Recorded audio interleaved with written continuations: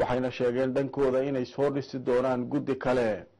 haddaba warbixin ay soo saareen siyaasiyiinta xilka u sharaxan madaxtinimo Puntland waxa ay wariyaasheenu nooga soo kala direen magaalooyinka Boosaaso iyo Gaalkacyo.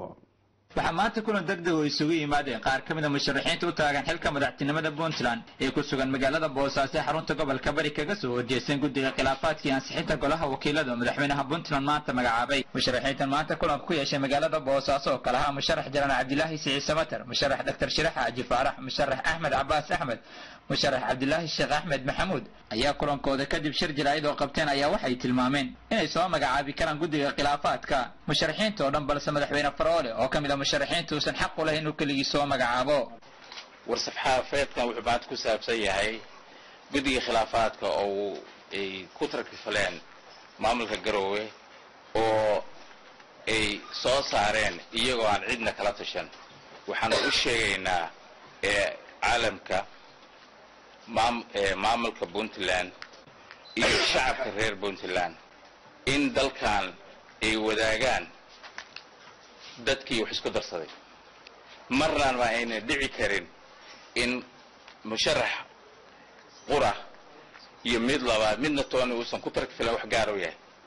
waxaa wada haddii ilaahay ku runay waxaa wada dooran kara guddiga khilaafaadka musharaxiinta oo Cabdiraxmaan Faroole ka mid yahay. ma dhacayso inuu Cabdiraxmaan keligiis ku tarkifalo. mana ogolaanayno mana aqbalayno wax kastoo dhaca. waxaan uga digaynaa Cabdiraxmaan iyo maamulkiisa inaanu ku tarkifalin keeninna xisbigii horseed oo markale shaatiga bedeshay. annaga waxaan soo gaaray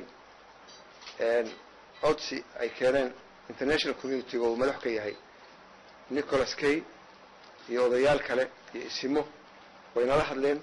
kalsooni baa nala siiyay leeyahay waa la wada magacaabayaa idinkoo dhan oo Cabdiraxmaan uu ka mid yahay murashaxiinta ayaa la magacaabayaa guddiga khilaafaadka. aad baan ugu farxay. warkaan hadda naxdin buu leeyahay wuxuuna dagaalku wuxuu u horseedayaa dalka khilaafaad horseedaya. khilaafaadka aanu ka baxnay oo waliba hadda dhibaatada keen lahaa u horseedaya.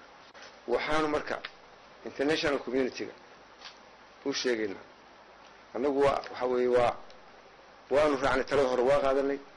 dadweynaha waxaan u sheegaynaa inaanu saburay haddeerna waliba aanu saburayno aanan dagaal ku jirin.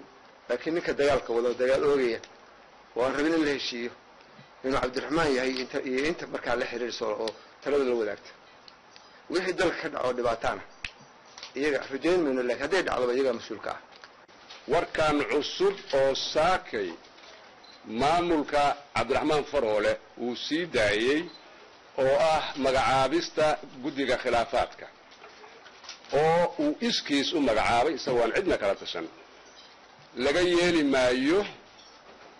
waana la sugayay inuu sidaa yeelo maxaa yeelay tallaabo kastoo uu qaada waxa looga bartay bay ahayd inay dhinaca qaloocan u dhacdo.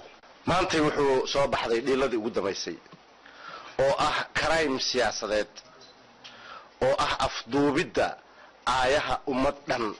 waxaan dadka Puntland ugu bushaaraynaynaa ilaahayna ka baryaynaa inay tahay dhiiladii ugu dambaysay ee maqlaan ee dhagahooda ku soo dhacda. waxaan la qabaa murashaxiinta dhammaan meel kasta ay joogaan guddigaas inuu yahay xaaraan.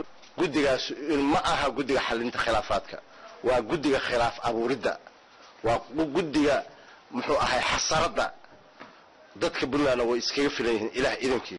waxaan cadaynaynaa la qabnaa dadka waxaan ka turjumaynaa dareenka dadka Puntland.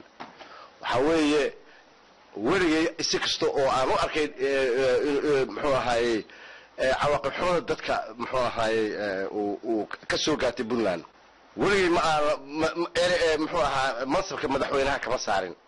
hadda laga bilaabo waa Cabdiraxmaan Maxamed Maxamuud ma aha madaxweynaha Puntland. والسلام عليكم ورحمة الله وبركاته. هذا الكلام مشرحين تاجن حلك مدحتنا مدى بنتلان يكون سجن مجالات بوساسة يا إيماني حل مدحوينها بنتلان كان من المشرحين تا وما تمجع بجد الخلافات كي أنسحت قلها وكيلة أو ككم ناس ديت حبنودا عندنا سداع تلفزيون كعالمي جي كالسن مجالات بوساسة.